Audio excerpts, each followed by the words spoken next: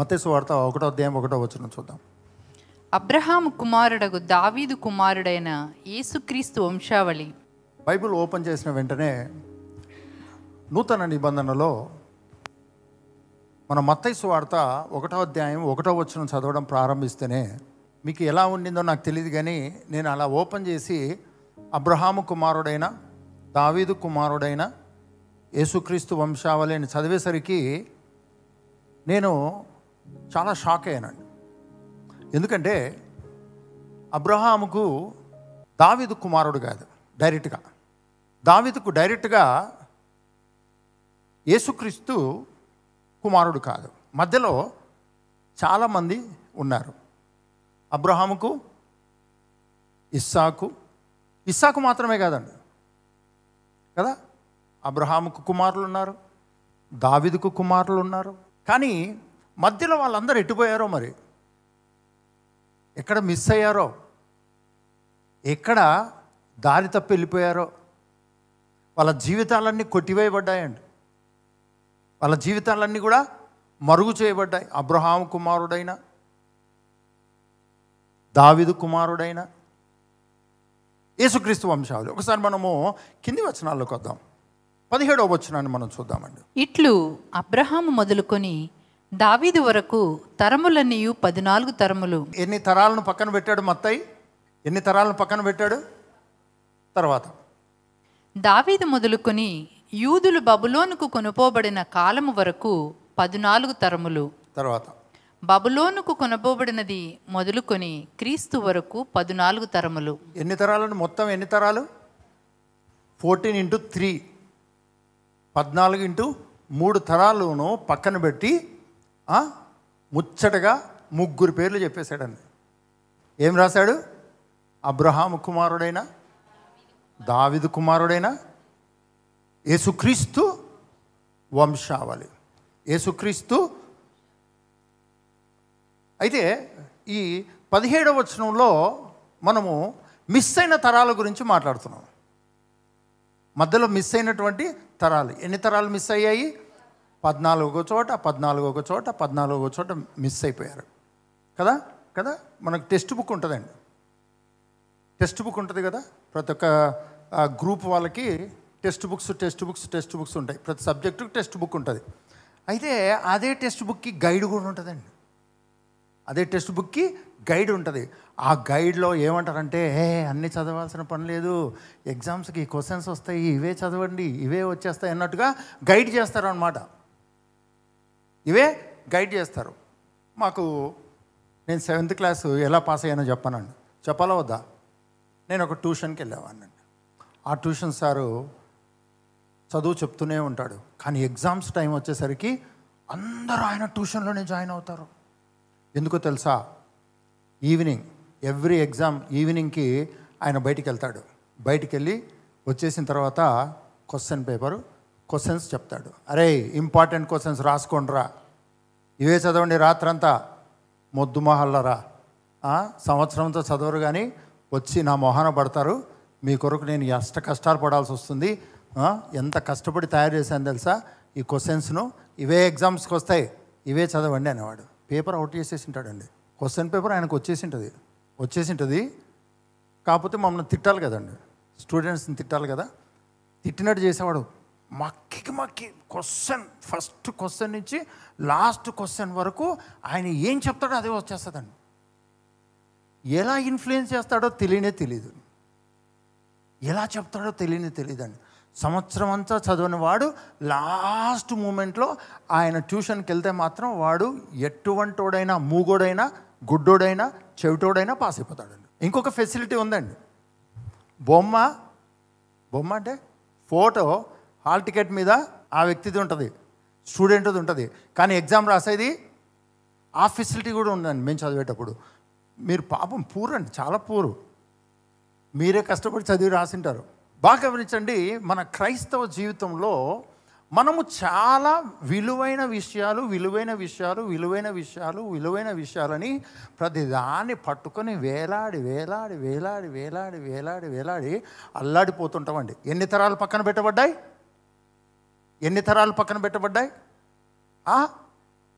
14 × 3 అండి,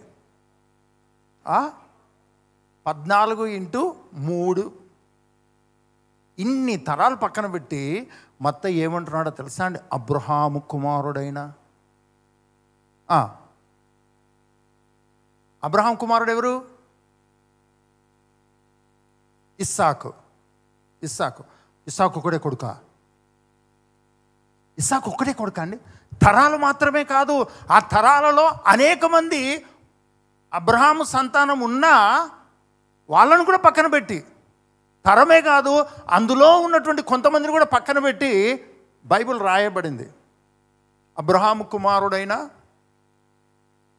ఇస్సాకు కాకుడు దావీదు దగ్గరకు వచ్చేసాడని.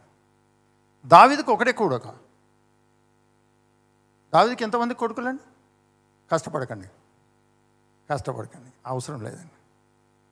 దావీదుకి ఎంతమంది కొడుకులున్నా అందరిని పక్కన పెట్టేసేసి డైరెక్ట్గా యేసుక్రీస్తు ప్రత్యక్షమవుతున్నాడు. మీ పక్కన వాళ్ళతో చెప్పండి,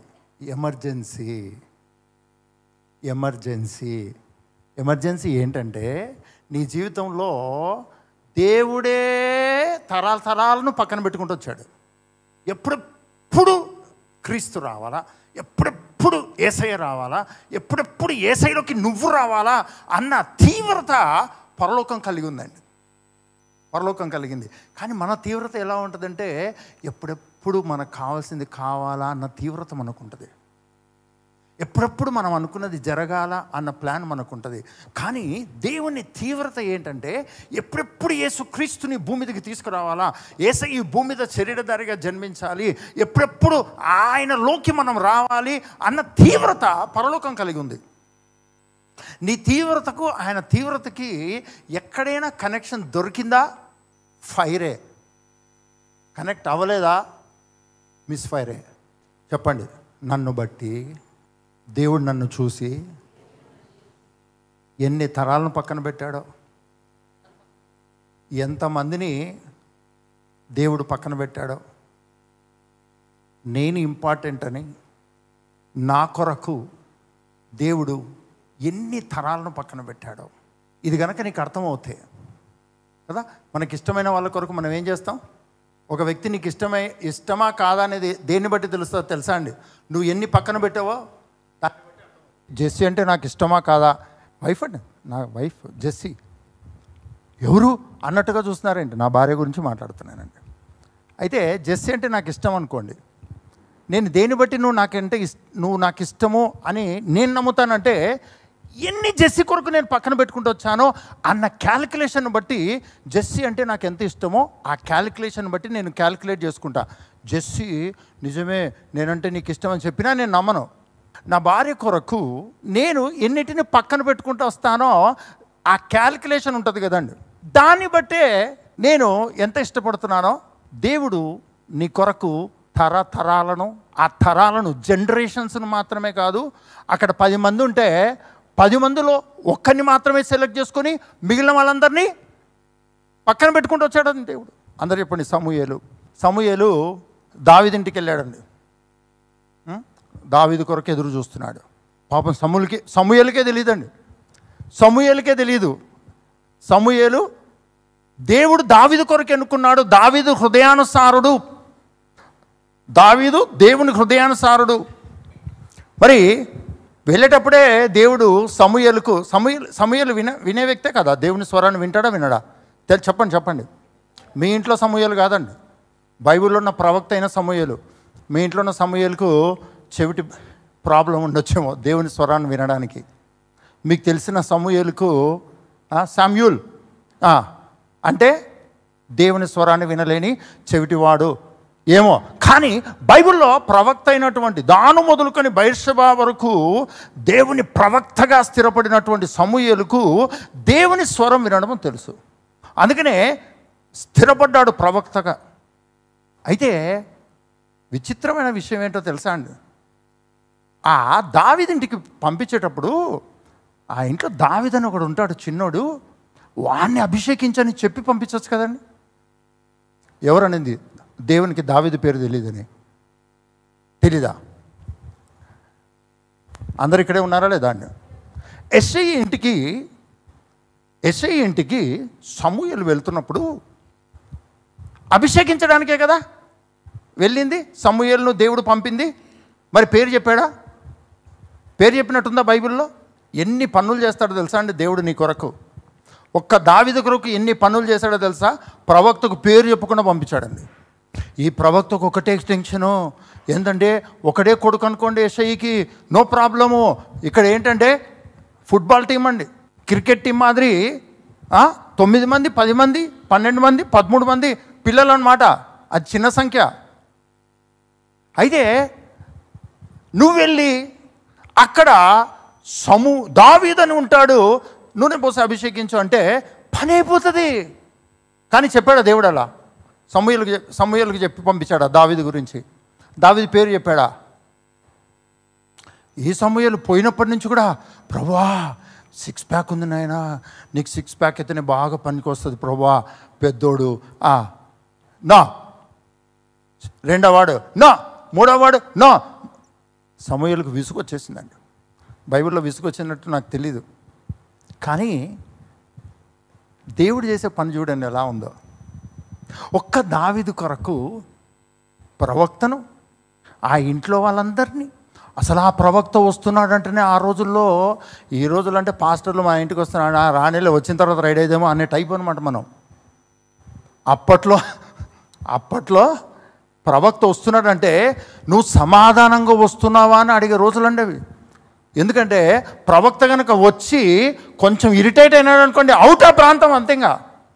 పొరపాటున వెళ్తూ ఉంటే అంబ్రెల్లా తెచ్చుకోవడం మానేసాము, సూర్యుడు భయంకరంగా ఉంటే సూర్యుడు ఆగిపో అంటే ప్రవక్త చెప్తే సూర్యుడు ఆగిపోవాల్సిందే, చంద్రుడు ఆగిపో అంటే ఆగిపోవాల్సిందే, వర్షం ఆగిపో అంటే ఆగిపోవాల్సిందే, రాజు చచ్చిపో అంటే చచ్చిపోవాల్సిందే. అది ప్రవక్త.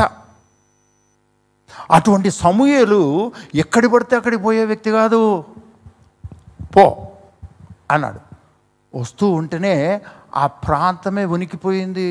సమాధానంగా వచ్చుచున్నావా, లేకుంటే ఏమన్నా సీరియస్ విషయం ఉందా, ముందే చెప్పు. అంత పవర్ అన్నమాట. కానీ నువ్వు లోకానికి పవర్ఫుల్ ఏమో కానీ నాకు కాదని అంతటి సమూయేలును ఎంత ఆట పట్టించాడండి దేవుడు, పేరు చెప్పకుండా. అందరు ఇక్కడే ఉన్నారా అండి? దీనంతటి కారణం ఎవరంటారు? చెప్పాలి. దీనంతటి కారణం ఎవరంటారు? చెప్పండి. దావీదు. ఈ దావీదు గొర్రెలను కాసుకోమంటే దేవుని హృదయానుసారుడైపోయాడు. గొర్రెల పని చూసుకోమంటే దేవుని హృదయాన్ని చూసుకుంటూ ఉన్నాడండి. దేవుని హృదయాన్ని చూసుకుంటున్నటువంటి దావీదు దేవునికి సెలెక్ట్ అయిపోయాడండి.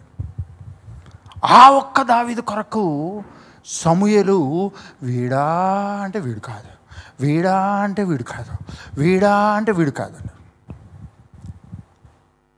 మరి ఎందుకు పంపించావు ప్రభా? మొత్తం బ్యాచ్ అంతా అయిపోయింది, లెక్కంతా పూర్తయిపోయింది, ఇంకెందుకు పంపించావు ప్రభా? ఇంకే ఎవడైనా ఉన్నాడా అంటే ఒకడున్నాడు, కానీ వాడు అరణ్యంలో ఉన్నాడు. సరే, వచ్చేంత వరకు వెయిటింగ్. ఈ రోజుల్లో ఓలా బైకుల్లో ఉన్నట్టు ఆ రోజులు ఉన్నాయండి? చెప్పాలండి, ఉన్నాయా? ట్రాన్స్పోర్టేషన్ ఉందా? వస్తాడో రాడో కూడా తెలియదండి. పోయినోడు వస్తాడో రాడో కూడా తెలియదు. అంతవరకు ప్రవక్త చేతులు కట్టుకొని కూర్చున్నాడండి. మిగతా వాళ్ళందరూ దావీదు రాగానే దేవుడు అన్నాడు, ఇదిగో నేను ఎన్నుకున్న వ్యక్తి. ఇప్పుడు చెప్పండి, ఆ సమూయేలు దేవుడు దావీదింటి వారు ప్రవక్త వచ్చినాడనే విషయం తెలిసిన ఆ ప్రాంతం అంతా కూడా ఒక్క దావీదు కొరకు వెయిటింగ్. ఏ దేవుడిని అయితే నువ్వు ఆరాధిస్తున్నావో ఆ దేవుడు నీ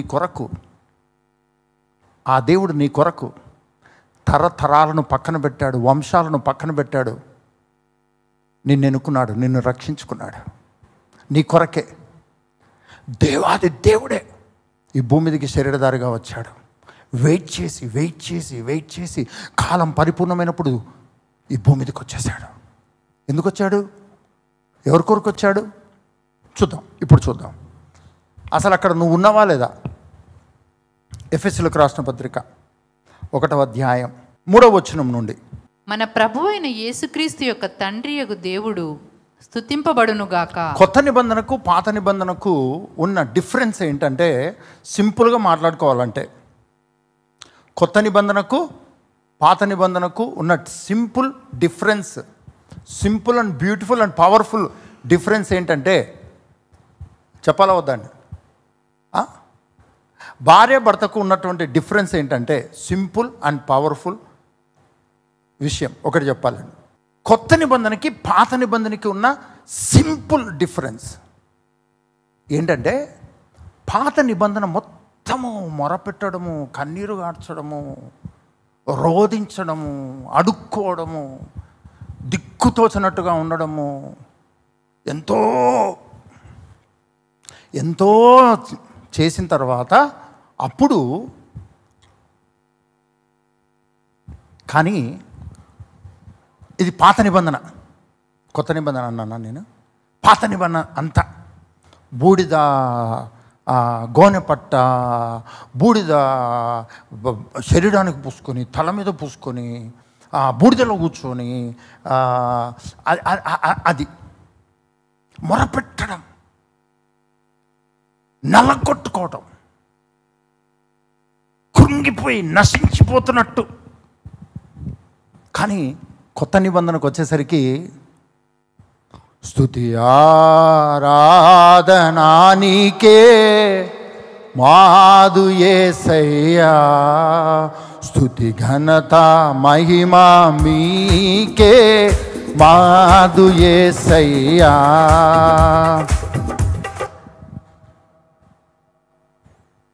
ఇక్కడ మొరపెట్టడము, కన్నీరు గార్చడము. కానీ పాత నిబంధన అలవాటు ఏంటది కదండి మనం కదా, పాత నిబంధన అలవాటు ఏంటది కదా. అలవాటు చొప్పునే కొత్త నిబంధన స్థానంలోకి వచ్చేసి సేమ్ టు సేమ్ అదే చేయడానికి ప్రయత్నం చేస్తామండి. ఏంటంటే మొరపెట్టడానికి, స్తుతించడానికి ఎంత గ్యాప్ ఉంటుందో అదే గ్యాపు పాత నిబంధనకు కొత్త నిబంధనకు ఉంది. ఎందుకంటే నీ జీవితంలో పాత నిబంధన ఉంది అంటే స్ట్రగ్లింగ్ స్ట్రగ్లింగ్ స్ట్రగ్లింగ్, ప్రతి దానికి స్ట్రగ్లింగ్, ప్రతి దానికి. అసలు దేవుని దగ్గరకు వచ్చినావంటే నువ్వు పనికే రావన్నట్టు. నువ్వు నిరంతరము వేస్ట్ ఫెలోలాగా ఫీల్ అవ్వాలి, పనికిమాల వ్యక్తిలాగా ఫీల్ అవ్వాలి, పాపాలు ఒప్పుకోవాలి, శాపము పాపము మొరపెట్టి కన్నీరు గార్చి కన్నీరు.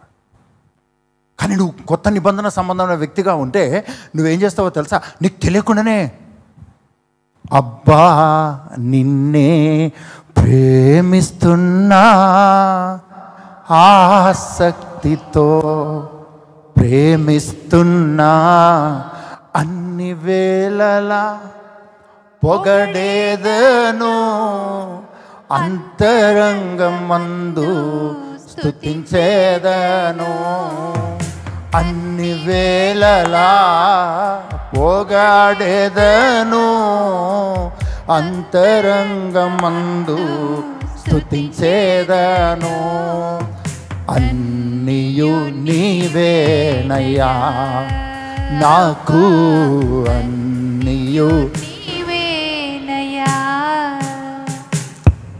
కొత్త నిబంధనకు పాత నిబంధనకు తేడా ఏంటంటే, సింపుల్ తేడా ఏంటంటే నువ్వే. పాత నిబంధన అంతా నువ్వే నువ్వే నువ్వే నువ్వే. నువ్వు గనక రోజు 10 eggs తిన్నావు అనుకోండి, 10 eggs 1000 calories బలం వచ్చిందనుకోండి, ఆ బలంతోనే నువ్వు ప్రార్థన చేయాలి. కానీ కొత్త నిబంధన అలా కాదు. రాల్బరోషందరిని బెన కొరదొలబో షథరని బెన కులందురు మన దిరికెరే లూర్ మఖాన్ సరం లీఖన వ్రోఫాన్ జీకర. అసలు no energy, only holy ghost energy. నీ ఎగ్స్ ఎనర్జీ కాదు, క్యారెట్ ఎనర్జీ కాదు, నువ్వు తిన్న బిర్యానీ ఎనర్జీ కాదు, చికెన్ ఎనర్జీ కాదు, ఓన్లీ హోలీ గోస్ట్ ఎనర్జీ. రెడ్ బెటా కురుంతురి బెన ఖాందరు బనా దిరికెరే. ఏం మాట్లాడుతావో నీకే తెలీదు, నువ్వు ఎందుకు మాట్లాడుతున్నావో నీకే తెలీదు, ఎవరి గురించి మాట్లాడుతున్నావో నీకు తెలీదు, అసలు నీ ప్రాజెక్ట్ ఏంటో నీకే తెలీదు. నీ ప్రాజెక్ట్ అంతా దేవుని ప్రాజెక్ట్ అంతే. హల్లెలూయా. కానీ నువ్వు ఏదైనా పాడాలనిపిస్తే నువ్వు చేసే పని ఏంటంటే, సిలువ ప్రేమ నాకు చాలునయ్యా, సిరియో స్నేహమో వేరు చేయదు, కల్వరి ప్రేమమయా అబ్బా, కల్వరి ప్రేమమయా. ఏదో మొత్తం పరలోకానికి అంతటికి నువ్వే వారసురాలు అన్నట్టు, పరలోకపు దేవుడంతా మొత్తం నీకు రాసిచ్చినట్టు ఆయనను అబ్బా, ఏమబ్బా కాదండి, అబ్బా. పాత నిబంధన అంతా ఏమబ్బా ఇలా చేస్తీవి, ఎందుకబ్బా ఇలా చేస్తీవి. కానీ కొత్త నిబంధన అంతా ఏంటో తెలుసా అండి, అబ్బా తండ్రి ప్రేమిస్తున్నా. మీ పక్కన వాళ్ళతో చెప్పండి, అబ్రహాము తర్వాత దావీదు తర్వాత యేసుక్రీస్తు పుట్టాడు. ఇవన్నీ పాత నిబంధనలో రాయబడిన తరాలండి. కానీ కొత్త నిబంధనకు వచ్చేసరికి పరిశుద్ధాత్ముడు ఏం చేశాడు, హటో భాయ్ थोड़ा रास्ता दे दो, VIP आ रहे, చలో చలో చలో జల్దీ చలో చలో హటో హటో అన్నట్టుగా తరాలు కొట్టుకుంటూ వెళ్ళిపోయాడండి అసలు. హల్లెలూయా, గట్టిగా హల్లెలూయా చెప్దామండి. ఈ ఒక్క దావీదు కొరకు ఇంత ఎత్తున్నాడు అనేసరికి పక్కన అందరినీ పక్కన నెట్టుకుంటూ వెళ్ళిపోయాడు. ఎవరి కొరకు, దావీదు కొరకండి. మీ పక్క వాళ్ళని చూడండి, నువ్వు సెలెక్ట్ అయితే ఎంతమంది, నువ్వు సెలెక్ట్ అవ్వడం కొరకు ఎంతమంది నీ నిమిత్తము జనములను అప్పగించి తిని.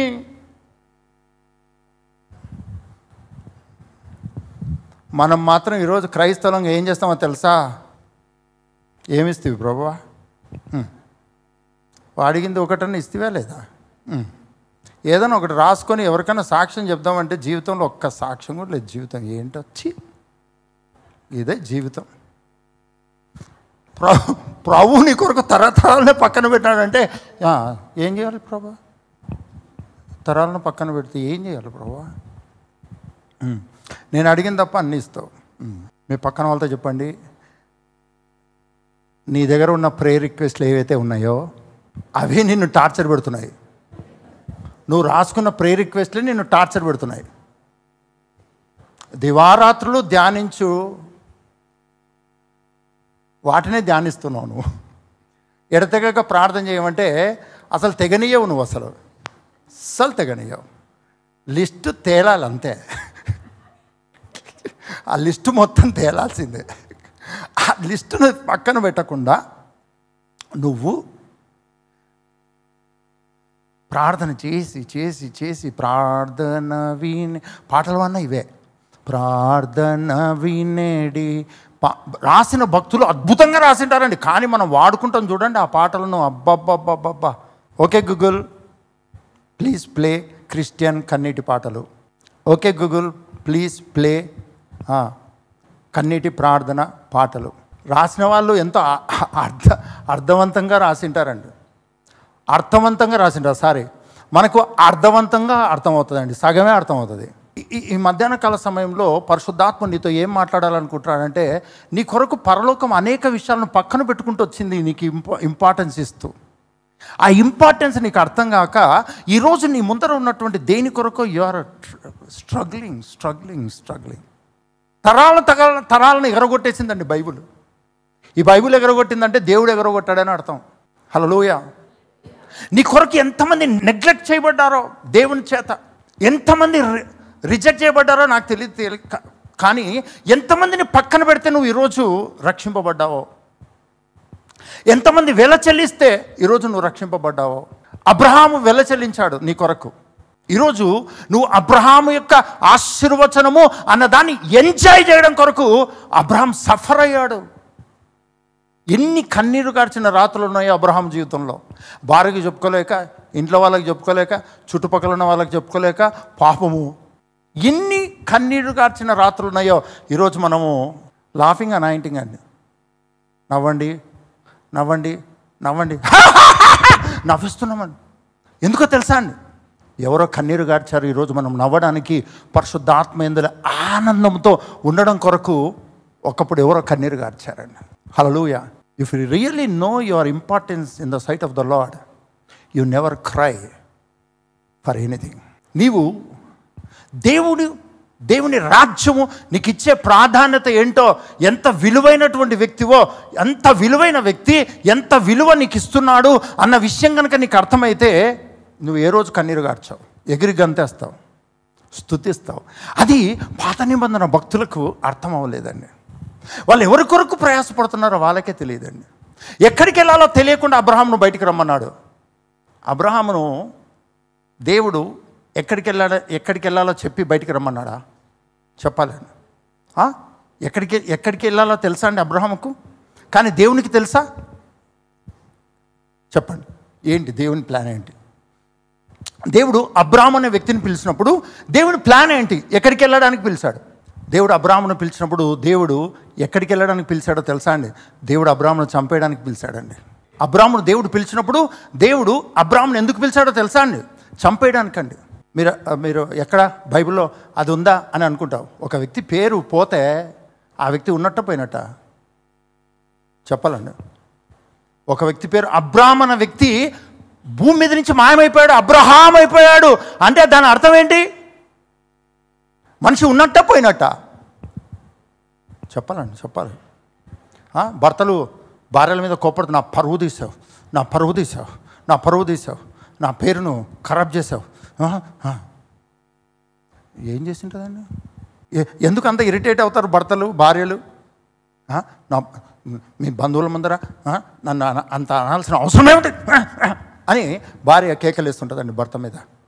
అయినా నా పేరు చెప్పి నా పేరునంత నాశనం చేస్తాను. ఒక వ్యక్తి పేరు లేకపోతే, అది కూడా దేవుడే ఒక వ్యక్తి పేరును మార్చేస్తే ఆ వ్యక్తి ఉన్నట్ట పోయినట్ట అండి. బైబిల్లో ఉందా అండి? అబ్రహాము ఉర్ఫ్ అబ్రాహాము ఉందండి. పేర్లు మార్చుకుంటారు కదండి. గడ్జెట్ పబ్లికేషన్ ఇచ్చి అందరు ఇక్కడే ఉన్నారండి. అబ్రాహాము బ్రతికుండగానే దేవుడు అబ్రాహాము అన్న క్యారెక్టర్ను చంపేసి అబ్రహాము అన్న నూతన సృష్టిని దేవుడు చేసి ఉన్నాడు. నీ కొరకే. గలతీయులకు రాసిన పత్రిక 3వ అధ్యాయం 13-14 వచనాలు చూద్దాం. అప్పుడు కానీ అర్థం కాదండి. ఈ వచనం చదవకపోతే మనకు అర్థం అవ్వదండి. ఈ వచనం చదివితే మనకు అర్థమవుతుంది ఎందుకు దేవుడు అబ్రాహామును చంపేసి అబ్రహామును నూతన సృష్టిగా మార్చాడు. చూద్దాం. గలతీయులకు రాసిన పత్రిక 3వ అధ్యాయము 12-13-14 వచనాలు. ఆత్మను గూర్చిన వాగ్దానము విశ్వాసము వలన మనకు లభించునట్లు అబ్రహాము పొందిన ఆశీర్వచనము. ఎవరు పొందాలి ఆశీర్వచనం? ఈ అబ్రాహాము ఒకటేనా వేరా? చెప్పాలి. అబ్రహాము ఇద్దరు ఒకటేనా? లేకపోతే అబ్రాము అన్న వ్యక్తిని చంపేసి దేవుడు అబ్రహాము అన్న వ్యక్తిని సృష్టించి అందులో నుంచే నూతన సృష్టిగా చేసి ఆ నూతన సృష్టి అయినటువంటి అబ్రహాము యొక్క ఆశీర్వచనము నీ జీవితంలో నీ కుటుంబం మీద ఉండున్నట్లుగా దేవుడు చేసి ఉన్నాడు. మళ్ళీ సరచు అంటే నేను ఎందుకు ఈ మాటలు చెప్తున్నానంటే మనం అలా అర్థం చేసుకోవాలండి వాక్యాన్ని. దేవుడు మన కొరకు ఎంత చేశాడు, ఎంత పక్కన పెట్టబడ్డారు. Holy spirit thank you. ఇప్పుడు చదువుదాం. ఆత్మను గూర్చిన వాగ్దానము విశ్వాసము వలన మనకు లభించునట్లు అబ్రహాము పొందిన ఆశీర్వచనము క్రీస్తు యేసు ద్వారా అన్యజనులకు కలుగుటకై క్రీస్తు మన కోసము శాపమై మనలను ధర్మశాస్త్రము యొక్క శాపము నుండి విమోచించెను. మీ పక్కన వాళ్ళతో చెప్పండి, చదవడం చాలా సులభము. ఏ లాంగ్వేజ్లో అయినా చదవచ్చు. నీకు లాంగ్వేజ్ రావాలంతే. కానీ అర్థం చేసుకుంటే ఇక్కడే నువ్వు చచ్చిపోతావు. ఆ ప్రేమను తట్టుకోలేక చచ్చిపోతావండి. ఆ ప్రణాళికకు తట్టుకోలేక చచ్చిపోతావండి. బీపీ మొత్తం మాయమైపోతుంది. అక్కడికక్కడే నువ్వు మారుమనసు పొందేస్తావు. ఇంకోసారి దేవుని క్వశ్చన్ అయ్యావు. దేవుని వైపు క్వశ్చన్ మార్క్ ఫేస్ పెట్టావు. ఇది ప్రభు అది ప్రభు అని పొరపాటును కూడా అడగవు. నీకు కావాల్సిందంతా అధికారంతో తీసుకుంటావు. దేవుని దగ్గరికి వెళ్ళిన ప్రతిసారి ఆయనను ఘనపరుస్తూ ఉంటావు. గట్టిగా హల్లెలూయా చెప్దామండి. పాత నిబంధనలో ఒక ప్రాసెస్ జరిగింది.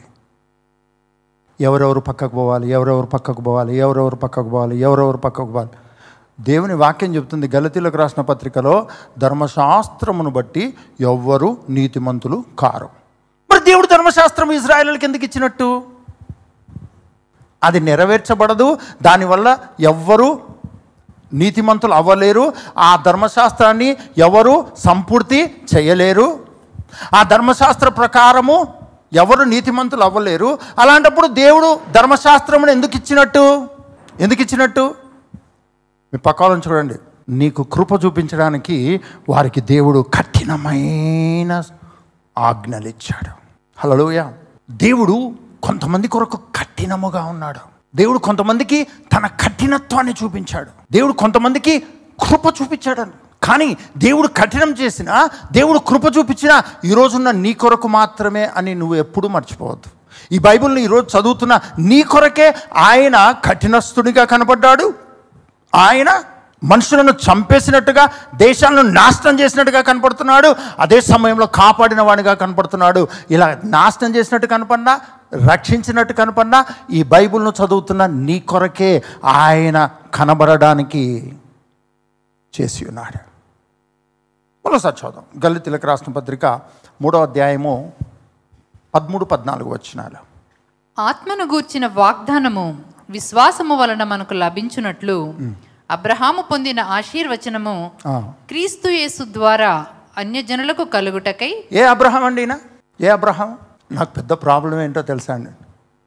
ఎప్పుడో 30 సంవత్సరాల క్రితమో, 25 సంవత్సరాల క్రితమో, 30 సంవత్సరాల క్రితమో నాకు తెలిసిన వాళ్ళు ఉంటారు కదా, వాళ్ళు కొత్తగా ఎక్కడైనా కనపడి ఏంట్రా అని నన్ను అడిగారు అనుకోండి. ఏం చేస్తున్నావురా అంటే, నేను పాస్టర్ అంటే, పాస్టరా పోస్టర్ ఏందిరా, ఏంది, నేను క్రిస్టియన్, చర్చిల్లో ఇప్పుడు హిందూ టెంపుల్స్లో పూజారులు ఉంటారు కదా, అట్లా చర్చిలో పూజారు అనమాట నేను ఇప్పుడు. అదేందిరా అట్లా తయారైందికేనా? అందరు ఇక్కడే ఉన్నారండి. ఈ మాటలు పడ్డానికి కారణం చెప్పండి, మీరు చెప్పండి. నేను పాస్టర్ ఎందుకే అని చెప్పండి. పక్కన చూడండి, నీ కొరకే. నీకు పాస్టర్ అవ్వడానికి వేరే వాళ్ళకు పోస్టర్లాగా కనపడుతున్నాడు. అలానే నీ జీవితము ఎన్ని విషయాలు పక్కన పెడితే నీ జీవితము క్రైస్తవ జీవితం అయిందో, ఎన్ని విషయాలు జరిగితే నువ్వు క్రైస్తవునివి ఈరోజు ఈజీగా అయ్యావో, ఎన్ని విషయాలు దేవుడు ప్రణాళికలు చేస్తే, ఎంతమందిని నీ కొరకు త్యాగమయ్యేటట్టుగా చేస్తే ఈరోజు సులభంగా నీళ్ళలోకి బాప్తీసం పొంది, నీళ్ళలో నుంచి బయటకు వచ్చి క్రీస్తులోనికి బాప్తీసం పొంది క్రీస్తుని నేను ధరించుకున్నానని చెప్తున్నావు. ఎంత సింపుల్గా తెలుసా? మరి బైబిల్ ఏం చెప్తుందంటే, పాప క్షమాపణ నిమిత్తము ప్రతివాడు యేసుక్రీస్తు నామములో బాప్తీసం పొందండి, అప్పుడు మీరు పరిశుద్ధాత్మని వరం పొందుకుంటారని పేతురు భక్తుడు చెప్తే, పౌలు భక్తుడు ఏమంటున్నాడో తెలుసా? మీరు బాప్తీసం పొందింది ఏందనుకున్నారు? నీళ్ళలోకి మునిగి నీళ్ళలో నుంచి పైకి వచ్చింది అనుకున్నారా మీరు? నా అప్పుడు ఏం జరిగిందో తెలుసా? రియల్గా క్రీస్తులోనికి బాప్తీసం పొంది మీరు క్రీస్తును ధరించుకున్నారని పౌలు భక్తుడు చెప్పాడండి. ఇలా పేతురు భక్తుడు చెప్పడానికి, ఇలా పౌలు భక్తుడు చెప్పడానికి మధ్యలో యేసుక్రీస్తు నీ కొరకు అంత వెల చెల్లిస్తే అంత ఈజీగా ఈరోజు ఆయనలోకి బాప్తీసం పొంది ఆయన ధరించుకొని క్రైస్తవునిగా పిలువబడుతున్నావు. You are a Christian, not Jesus Christian. నువ్వు క్రైస్తవునివి, ఏసస్తునివి కాదు. హలో, నువ్వు యు ఆర్ ఎ క్రిస్టియన్, క్రైస్తవునివి. అంటే అర్థం ఏంటంటే, క్రీస్తులోనికి బాప్తీసం పొంది క్రీస్తును ధరించుకొని, క్రీస్తును నేర్చుకొని, క్రీస్తును చూపిస్తూ క్రీస్తు వలె ఈ భూమి మీద ఉండడానికి నువ్వు క్రిస్టియన్ అయ్యావు. అంతియోకియాలో ఉన్న వారు మొట్టమొదట క్రైస్తవులు అనబడిరే. క్రైస్తవులు అనబడిరి. మీ పక్క వాళ్ళతో చెప్పండి, నువ్వు బాప్తిసం పొందితేనే క్రైస్తవుని కాదు, అనబడాలి, మనుషులకు కనబడాలి, మనుషులు నువ్వు క్రైస్తవుని గుర్తుపట్టాలి. Not because of your cross, నీ మెల్లో వేసుకున్న క్రాస్ని బట్టి కానీ, నువ్వు బొట్టు తీసేస్తే దాన్ని బట్టి కాదు కానీ, లేకపోతే నేను ఈ మధ్యలో యేసుప్రభుని నమ్మానండి, ప్రసాదాలు తినడం మానేశాను, క్రిస్టియన్ కాదు, అది కాదు. ఏదో ఒక 2-3 యాక్షన్స్ని బట్టి నువ్వు క్రిస్టియన్ అవ్వవు. నీవు ఎవరిలోకైతే బాప్తిసం పొందావో, ఎవరినైతే నువ్వు ధరించుకున్నావో ఆయన పరిపూర్ణంగా బయటికి రావాలి.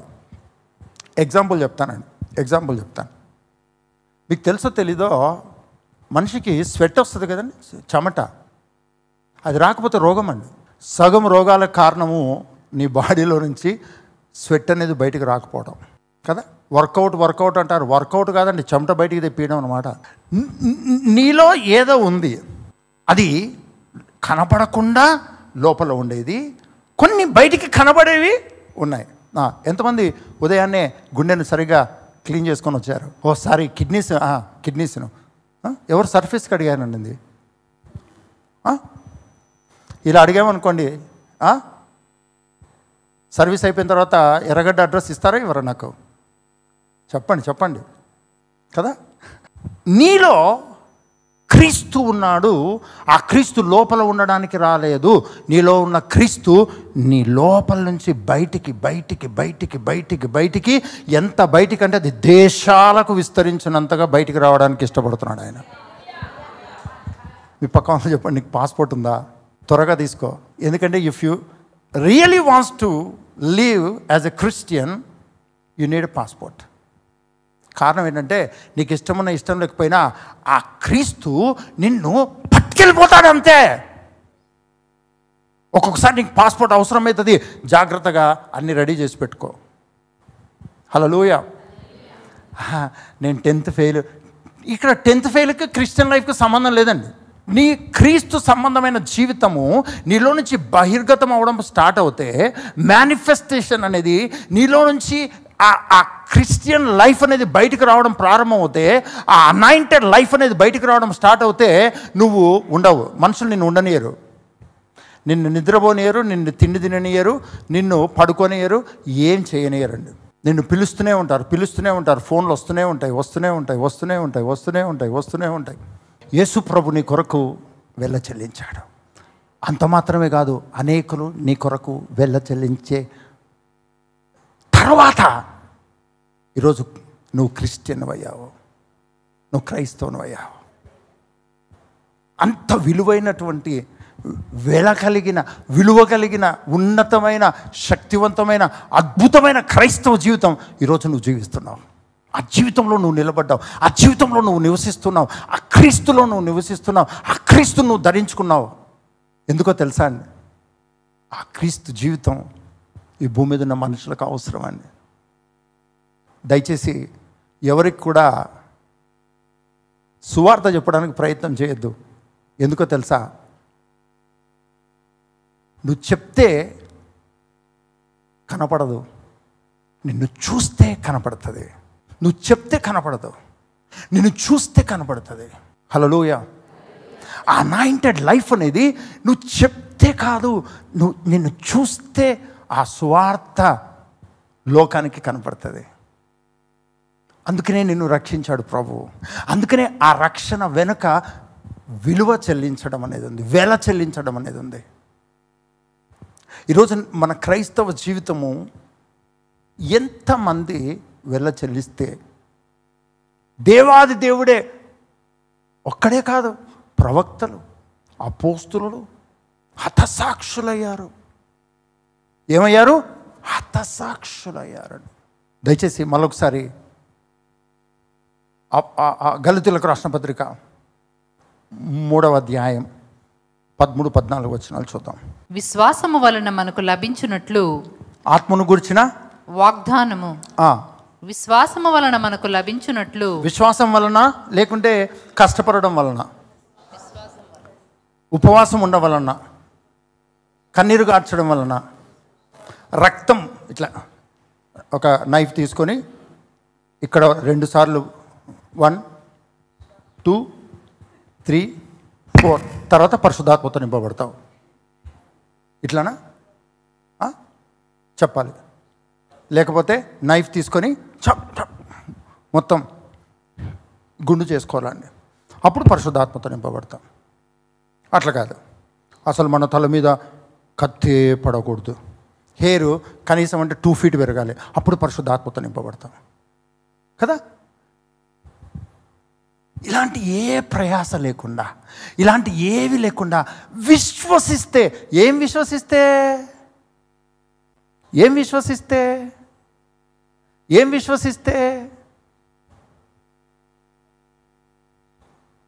క్రీస్తును విశ్వసిస్తే, క్రీస్తులోనికి బాప్తిసం పొంది క్రీస్తును ధరించుకుంటే పరిశుద్ధాత్ముడు ఆటోమేటిక్గా వచ్చేస్తాడు. ఎందుకంటే క్రీస్తు ఆత్మ ఆయనే. హల్లెలూయా. విశ్వాసముతో పరిశుద్ధాత్ముడు నీలోకి వచ్చినట్లుగా, తర్వాత విశ్వసిస్తే పరిశుద్ధాత్మతో నింపబడినట్లుగా, తర్వాత ఆత్మను గూర్చిన వాగ్దానము విశ్వాసము వలన మనకు లభించినట్లు అబ్రహాము పొందిన ఆశీర్వచనము క్రీస్తు యేసు ద్వారా అబ్రహాము పొందిన అబ్రహాం ఆశీర్వచనం పొందడానికి ఎన్ని కష్టాలు పడ్డాడండి. ఒకసారి ఇంటికి వెళ్ళిన తర్వాత హోంవర్క్ ఇవ్వచ్చా ఇవ్వకూడదా? హోంవర్క్ ఇవ్వచ్చా మీకు? ఇవ్వచ్చా ఇవ్వకూడదా? ఇవ్వచ్చా? కొంతమంది తల అసలు ఎట్లానట్ల అసలు అయినా స్టూడెంట్స్ గురించి నాకు బాగా తెలుసండి. ఎందుకంటే నేను కూడా ఆ బ్యాచే కాబట్టి నేను కూడా అర్థమైందో తెలీదు, అర్థం కాకుండా తెలీదు. అట్లా ఉండేవాడిని అండి. ఎందుకంటే చేస్తానని చెప్పి చేయకపోతే, ఒకవేళ చెయ్యను అంటే ముందరనే అడ్వాన్స్గా దెబ్బలు పడతాయి. కాబట్టి ఆ బ్యాచ్ నుంచి వచ్చాం కాబట్టి ఏదేమైనా ఇద్దరు తల ఊపితే మిగతా వాళ్ళందరూ తల ఊపినట్టే. ఓకే, హోంవర్క్ ఇవ్వచ్చా? అబ్రహాము ఎంత వెల చెల్లించాడో ఈ వారం అంతా ధ్యానించరండి. అప్పుడు నీ క్రైస్తవ జీవితం విలువ నీకు అర్థమవుతుందండి. గుడ్డిగా బైబిల్ చదువుకుంటూ పోతున్నాం. టైం ఉంటే చదువుతాం, లేకుంటే లేదు. ఎందుకంటే మన లిస్టు మనకుంది, మన ప్రేయర్ రిక్వెస్ట్ మనకుంది, మనకున్న లిస్టులంతా చాలా ఉన్నాయి. మన ప్రాబ్లం, మన పక్కింటి వాళ్ళ ప్రాబ్లం, వాళ్ళింటి ప్రాబ్లం, వీళ్ళింటి ప్రాబ్లం, ఆ ప్రాబ్లం, ఈ ప్రాబ్లం, ఓ ప్రాబ్లం, ఆ ప్రాబ్లం, ఒంటింటి ప్రాబ్లం, ఒంటి ప్రాబ్లం, ఆ ప్రాబ్లం, ఈ ప్రాబ్లమ్స్ అన్నిటి మధ్యలో అసలు నీకున్న క్రిస్టియన్ అథారిటీ, అధికారము, ఆ అద్భుతము, అవన్నీ నీకు అర్థం కాకుండా చేయడం కొరకు నిన్ను బాక్సులు వేసి బంధించేశాడు సాతానుడు. I break it in Jesus mighty name. యేసుక్రీస్తు నామములో నీ విలువ, నీ కొరకు విలువ చెల్లించిన వారి విలువ, దాన్ని ప్లాన్ చేసిన దేవుని విలువ మొత్తము ఈ క్షణమందే నీ తలంపుల్లో, నీ ఆలోచనలో, నీ హృదయంతరంగాల్లో ఫుల్ అయిపోనుగాక. ఇంతవరకు ఎంతైతే గ్రహించాల్సి ఉండి గ్రహించలేకుండా ఉన్నావో మొత్తం ఒకటేసారి గ్రహింపులోకి వచ్చునుగాక. అలాని మన ప్రాబ్లమ్స్ గురించి నిర్లక్ష్యంగా ఉండమని, పక్కన పెట్టమని నేను చెప్పట్లేదండి. వాటి కొరకే ప్రభు వెల చెల్లించాడండి. ఏ వాక్యం అయితే ఇప్పుడు మనం చదువుతున్నామో ఆ వాక్యంలో నీకు ఆన్సర్ ఉంది, నీ పరిస్థితులకు ఆన్సర్ ఉంది. అబ్రహాము వెల చెల్లించాడు. తర్వాత అబ్రహాము పొందిన ఆశీర్వచనము క్రీస్తు యేసు ద్వారా అన్యజనులకు కలుగుటకై. ఇప్పుడు చెప్పండి, నువ్వు క్రీస్తులోనికి బాప్తిసం పొంది క్రీస్తుని ఎందుకు ధరించుకున్నావు? అబ్రహాం యొక్క ఆశీర్వచనం కొరకు, విశ్వసిస్తే పరిశుద్ధాత్మతో నింపబడడం కొరకు, దేవుని రాజ్య వారసును అవుట కొరకు, దేవుని యొక్క సమస్తమైన సామర్థ్యమునకు నువ్వు వారసునివి, హక్కుదారునివి అవునట్లు కదా నువ్వు ఈరోజు బాప్తిసం పొందింది. మరొకసారి చదువుతాం, అర్థం చేసుకుందామండి. అబ్రహాము పొందిన ఆశీర్వచనము క్రీస్తు యేసు ద్వారా అన్యజనులకు కలుగుటకై. అన్యజనులు అంటే మనమే, యూదులు కాని వాళ్ళందరూ అన్యజనులే. అన్యజనులు అంటే ఎవరు? యూదులు అయితే ఎవరైతే యూదులు కారో, ఇజ్రాయేలీలు ఎవరైతే కారో వాళ్ళందరూ అన్యజనులు అండి. ఆ అన్యజనులు ఎలా అబ్రహాము యొక్క ఆశీర్వాదం పొందుకోవడానికి, అబ్రహాముకి ఇవ్వబడిన ఆశీర్వచనం పొందుకోవడానికి, ఎలా పరిశుద్ధాత్మతో నింపబడడానికి, ఎలా పరలోక రాజ్య వారసులు అవ్వడం కొరకు, ఎలా ఈ భూమి మీద దేవునిలాగా జీవించడానికి అని అంటే యేసుక్రీస్తులకు బాప్తిసం పొందడం ద్వారానే, క్రీస్తులోనికి బాప్తిసం పొందడం ద్వారానే, క్రీస్తు ద్వారా మనకు అనుగ్రహించబడింది. చూద్దాం. అబ్రహాము పొందిన ఆశీర్వచనము క్రీస్తు యేసు ద్వారా అన్ని జనులకు కలుగుటకై క్రీస్తు మన కోసము శాపమై క్రీస్తు మన కొరకు శాపమై క్రీస్తు మన కొరకు క్రీస్తు మన కొరకు శాపమై మనలను ధర్మశాస్త్రము యొక్క శాపము నుండి. ధర్మశాస్త్రం ఎవరిచ్చారు? ధర్మశాస్త్రం ఎవరిచ్చారు? మోషేకు ధర్మశాస్త్రాన్ని ఎవరిచ్చారు? చెప్పలే, దేవుడిచ్చాడండి. అంటే ఇప్పుడు ధర్మశాస్త్రం యొక్క శాపం నుండి మనల్ని విమోచించాడంటే ఇప్పుడు దేవునికి మనకు సమాధానం ఉందా, వైరం ఉందా? ఎన్ని రోజులు ఉంటుంది? మీ పక్క వాళ్ళు చెప్పండి. నువ్వు చేసే పని అయితే 1-2 నెలలు, చాలా ఎక్కువ అదే. కానీ దేవుడు చేశాడు కాబట్టి అది శాశ్వత కాలము. ఆయన ఏది చేసినా శాశ్వత కాలానికి చేసే దేవుడు. హల్లెలూయా, ప్రభుకు మహిమ కలుగును గాక. మరొకసారి త్వరగా చదువుదాం. ఎక్కడి నుంచి 13వ వచనం నుండి చూద్దాం. గలతీలో పౌలు భక్తుడు గలతీయలో ఉన్నటువంటి దేవుని సంఘానికి రాసిన పత్రికలో 3వ అధ్యాయము 13-14 వచనాలు. ఆత్మను గుర్చిన వాగ్దానము విశ్వాసము వలన మనకు లభించినట్లు అబ్రహాము పొందిన ఆశీర్వచనము క్రీస్తు యేసు ద్వారా అన్యజనులకు కలుగుటకై క్రీస్తు మన కోసము శాపమై మనలను ధర్మశాస్త్రము యొక్క శాపము నుండి విమోచించెను. ఇక్కడ చూడండి, శాపము అన్నది ఎక్కడి నుంచి వచ్చింది? శాపం అనేది ఎక్కడి నుంచి వచ్చింది? చెప్పాలి, గట్టిగా చెప్పాలి. శాపవచనం అన్నది ఎక్కడి నుంచి వచ్చింది? మీ పక్కలతో చెప్పండి. దేవుని యొద్ద నుంచి వచ్చింది. మనిషి జీవితంలోకి ఎక్కడి నుంచి వచ్చింది? దేవుని యొద్ద నుంచి వచ్చిందండి. మరి అదే శాపాన్ని క్లోజ్ చేసింది ఎలా? అదే దేవుడే అదే శాపాన్ని, అదే శిక్షను, అదే సంపూర్తి చేసేసాడు. ఇంకా నీ జీవితంలో ఈ శాపము పని చేయడానికి వీలు లేదు. మీ పక్కన అడగండి, యోబు దగ్గరికి వెళ్ళావా? కదా, యోబుకే ఇన్ని కష్టాలు వచ్చాయి. మనం యోబుతో నీకెందుకు సంబంధమా? నీకేంటి సంబంధం యోబుతో? యాకోబు రాత్రంతా దీవించు నాయనా అంటే దీవెన వచ్చిందా, ఫ్రాక్చర్ వచ్చిందా? యాకోబు ప్రార్థన చేస్తే నీకు ఫ్రాక్చర్ వస్తుందండి. బాగా గమనించండి, బైబిల్లో ఉన్న భక్తులనందరినీ తీసుకెళ్ళి తప్పించి డైరెక్ట్గా నిన్ను దేవుడే తనతో తాను కనెక్ట్ చేసుకున్నాడు. ఆయన ఏ ఊపిరిలో నుంచి అయితే మానవుడు బయటకు వచ్చాడో, ఆ ఊపిరి కలిగినటువంటి, ఆ ఊపిరితో బ్రతుకుతున్నటువంటి మానవుడు శాపగ్రస్తుడైతే దేవుని చేతనే అదే శాపగ్రస్తమైన స్థితిలో నుంచి మనుషులతో కనెక్ట్ అవుతూ వచ్చిన మానవుడిని, ఇదిగో ఈ వ్యక్తి పలాని వ్యక్తి, ఇదే వ్యక్తి పలాని కుటుంబం, ఈ వ్యక్తి పలాని వంశానికి సంబంధించిన వ్యక్తి, ఈ వ్యక్తి పలాని దేశానికి సంబంధించిన వ్యక్తి, ఈ వ్యక్తి పలాని చదువుకున్న వ్యక్తి, ఇలా అన్ని ఈ వ్యక్తి ఆ వ్యక్తి అన్న వ్యక్తులందరినీ తీసుకొని వచ్చి తనలో పెట్టేసుకున్నాడు. ఈరోజు ఇదే క్రైస్తవ జీవితం. ఈరోజు నీ ఐడెంటిటీ లేదు, నీ ఉనికేనదే లేదు. క్రిస్టియన్ అంటే అర్థమేంటో తెలుసా? క్రీస్తులోకి బాప్తిసం పొంది క్రీస్తును ధరించుకున్నాడు. అది గ్రహించిన పౌలు ఏమన్నాడో తెలుసా అండి? No more I, only Christ. జీవించుచున్నది క్రీస్తే.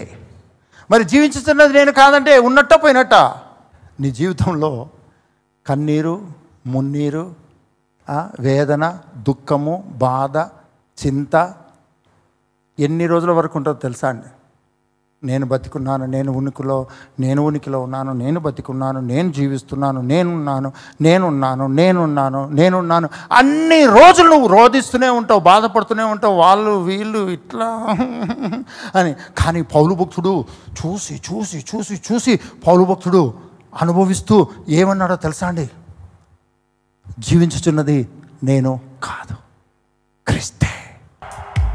ఎప్పుడైతే జీవించుచున్నది నువ్వు కాదు, క్రీస్తే అన్నంత పొజిషన్లోకి నువ్వు రావాలని తాపత్రయపడి కోరుకొని దాని కొరకు ఎన్ని విషయాలను పక్కన పెట్టి కుడితట్టు ఎడమతట్టు ముందరున్నవి ముందు, వెనకున్నవి వెనక్కి తోసి క్రీస్తు అని నువ్వు ఎంతగా ప్రయాసపడతావో అంతగా నువ్వు జీవించట్లేదు. అభిషక్తుడైన వాడు, పరలోక రాజ్య అధిపతి అయిన వాడు జీవిస్తున్నాడు అన్న విషయం నీకు అర్థమవుతుంది. ఈ మధ్యలోనే చాలా రోషకరమైన కార్యాలు జరిగిపోతాయండి. ఎంత యేసుప్రభుని నమ్మితే మాత్రము ఇంత ముందులాగైతే మాత్రం అసలు నేనేమనుకున్నాను, ఏమంటే కత్తి పక్కన పెట్టాను. కానీ చాలాసార్లు మనము క్రైస్తవులమైన వెంటనే, బాప్తిసం పొందిన వెంటనే బ్లెస్సింగ్ బదులు అన్ని శోధనలే చూస్తాం కదా. భార్య శోధన, భర్త శోధన, పిల్లల శోధన, డబ్బుల శోధన, ఉంటే శోధన లేకపోతే శోధన, ఆస్తి ఉంటే శోధన, ఆస్తి లేకపోతే శోధన, కారు కొంటే శోధన, కారు కొనకపోతే శోధన, హెయిర్ బాగా ఉంటే శోధన, హెయిర్ బాగా ఫాల్ అయితే శోధన, మనం బాగా నిలబడితే శోధన, మనము బాగా నిలబడకపోతే శోధన. మనకు మన క్రైస్తవ జీవితము అర్థం చేసుకునే దాని బదులు వ్యర్థపరిచే ప్రోగ్రామ్స్ చాలా వస్తాయండి, చాలా వస్తాయి. నీ ప్రమేయం లేకుండానే కొన్ని వచ్చేస్తాయి. కొన్నేమో మన అజ్ఞానం కొంత ఉంటుందండి కదా, మన అజ్ఞానం కొంత ఉంటుంది, దానివల్ల కొంత వస్తుంది. మొత్తానికి నిన్ను క్రైస్తవునిగా పరిపూర్ణంగా ఉండనీయకుండా సఫిషియెంట్గా అన్నీ వస్తాయి. కానీ నీలో పరిశుద్ధాత్ముడు ఎందుకున్నాడో తెలుసా? వాటన్నిటినీ పక్కకు నెట్టడం నీకు నేర్పిస్తాడు. బైబిల్ స్పష్టంగా చెప్తుంది, ఆదరణకర్త అని పరిశుద్ధాత్ముని గురించి. ఆదరణకర్త అంటే తెలుసా అండి? తెలుసా? చాక్లెట్ కావాలి, చాక్లెట్ అంటూ ఉంటే మమ్మీ ఏం చేస్తుంది చెప్పండి? చాక్లెట్ ఇస్తుందా? చెప్పాలి. మదర్స్ ఏం చేస్తారు? అడిగిన చాక్లెట్ ఇస్తారా? తప్పిస్తారండి. తల్లులు అంటే మహాజ్ఞానులు అండి. ప్రపంచంలో నంబర్ 1 జ్ఞానం కలిగిన వ్యక్తిని రాజుగా పెడితే, ఒక ఇంట్లో సాధారణంగా పనిచేసుకున్నటువంటి ఒక ఆవిడ ఉంటుందండి. హౌస్ వైఫ్ కంటే ఇంకా తక్కువ అన్నమాట. అలా ఉన్నాయి. ఆమెను తీసుకొని పెడితే చాలండి. ఆ జ్ఞానం కలిగిన వాడు ఏం పనికిరాడు. దేవుడు సాటి అయిన సాయం ఇచ్చాడంటే ఇంట్లో పప్పులో ఉప్పు ఎంత వేయాలి, ఉప్పులో పప్పు ఎంత వేయాలి అన్న దాని కొరకు కాదు దేవుడు స్త్రీని చేసింది. సాటి అయిన సహాయం అంటే అర్థం ఏంటంటే రాజ్యాలను ఏలుబడి చేయగలిగినంత జ్ఞానము కలిగి. ట్రైనింగ్ అక్కర్లేదండి. భార్య నిషాని, భర్త IAS, కానీ షేక్ అయిపోతాడా అవడా? అది భార్య అంటే పవర్. అది దేవుడు అంత శక్తిని స్త్రీకి ఇచ్చాడు. అది సాతానుడు మిస్యూజ్ చేస్తున్నాడు, దేవుడు ఇంకా యూజ్ చేసుకుంటాడు. హల్లెలూయా, ప్రభుకు స్తోత్రం, ప్రభుకు మహిమ కలుగును గాక. గట్టిగా హల్లెలూయా చెప్దామండి. అయితే నీవు ఈరోజు ఎంతోమంది దేవాది దేవుడే అనేకులను పక్కన పెట్టుకుంటూ వచ్చాడు. ఆ విషయం నీకు అర్థమైతే, నువ్వు క్రిస్టియన్ లైఫ్ యొక్క, క్రైస్తవ జీవితం యొక్క పవర్ నీకు అర్థమవుతే, ఆ వెల చెల్లించబడిన వ్యక్తుల విలువ నీకు అర్థమవుతే, ఆ దేవుడు ఎంత వెల చెల్లించాడో నీకు అర్థమైతే, నువ్వు కూడా సులభంగా అన్నిటిని పక్కన పెట్టడం స్టార్ట్ చేస్తావు. ఎందుకో తెలుసా?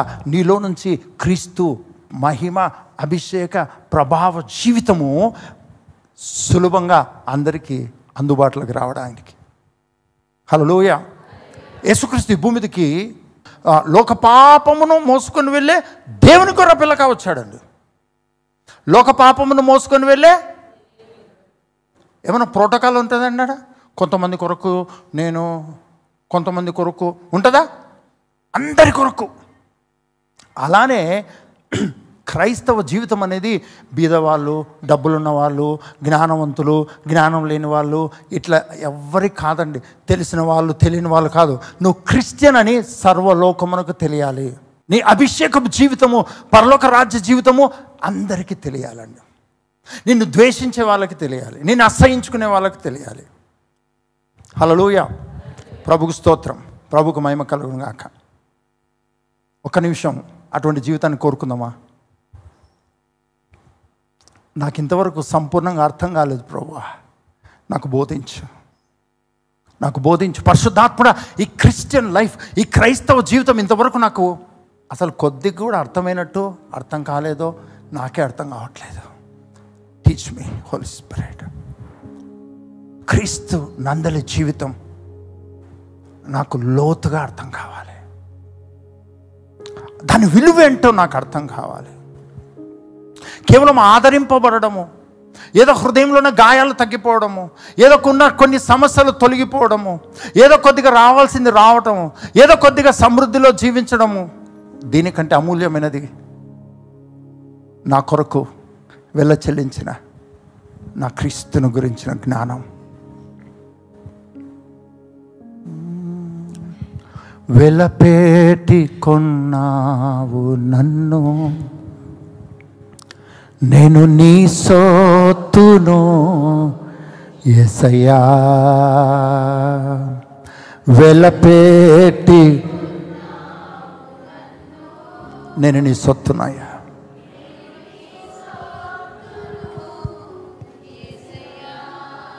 యేసయ్యా నేను నీ సొత్తునయ్యా. యేసయ్యా నేను నీ సొత్తునయ్యా. Thank you holy ghost. యేసయ్యా నేను నీ సొత్తునయ్యా. యేసయ్యా నేను నీ సొత్తునయ్యా. బాగా గమనించండి, అలానే కళ్ళు మూసుకొని వినండి. నీ ప్రాస్పెరిటీ అనేది నువ్వు క్రీస్తును గ్రహించడంలోనే ఉంది. నీ సమృద్ధి అనేది నువ్వు క్రీస్తును గ్రహించడంలోనే ఉంది. నీ యొక్క పరిశుద్ధత, నీ యొక్క నీతివంతమైన స్థితి క్రీస్తులోనే ఉంది. అన్ని జీవితాలను క్రీస్తులోనే ప్యాక్ చేసి అందులోకి నిన్ను తీసుకొని వచ్చాడు. ఈరోజు నీకు ఏదైనా తెలియాలి అంటే క్రీస్తు తెలియాలి. ఒక నిమిషం కళ్ళు మూసుకొని, పరిశుద్ధాత్ముడా నాకు బోధించు, నాకు లోతుగా బోధించు, సంపూర్ణంగా నాకు బోధించు. ఎన్నో విషయాల కొరకు నేను ప్రయాసపడుతూ ఉన్నాను, ఎన్నో పరిష్కారాల కొరకు నేను ప్రయాసపడుతున్నాను. కానీ క్రీస్తు నందే నాకు సమస్తం ఉంది. అనేక వాటిని వైపు చూసి నేనున్న క్రైస్తవ జీవితాన్ని పక్కన పెట్టాను. అన్నిటినీ పక్కన పెట్టి క్రీస్తునే నేను చూస్తూ జీవించాలి. తండ్రి నన్ను క్షమించు. పరిశుద్ధాత్ముడి ఆసక్తి నీలో రగిలిస్తూ ఉంటే దయచేసి నిలబడు. నువ్వెక్కడున్నా ఆయన మహిమ సన్నిధిని అనుభవించినట్లుగా నువ్వు తెరవబడి ఉన్నావు. ఆయన ప్రభావ మహిమ శక్తి సన్నిధిని నిత్యము అనుభవించినట్లుగా నువ్వు తెరవబడి ఉన్నావు. Holy ghost, thank you lord. ప్రతి ఒక్కరిని మీ కృప కలిగిన స్థలకు అప్పగిస్తున్నాను. యేసుక్రీస్తు నామములో మీ నామం మహిమపరచబడినట్లుగా అన్ను దినము మిమ్మల్ని ఘనపరిచే సాక్ష్యాలు వీరిలో నుంచి బయటకు వచ్చునుగాక. పరిశుద్ధాత్మ సన్నిధి శక్తి ద్వారా క్రీస్తుకు వీరు సాక్షులుగా ఉందురుగాక. బోధిగంతములకు క్రీస్తుకు సాక్షులుగా ఉందురుగాక. వీరున్న చోట క్రీస్తుకు సాక్షులుగా ఉందురుగాక. మహిమ కార్యాలు జరుగునుగాక. దీవిస్తూ ఆశీర్వదిస్తూ ఉన్నాను ఆయన. Thank you Jesus. హల్లెలూయా.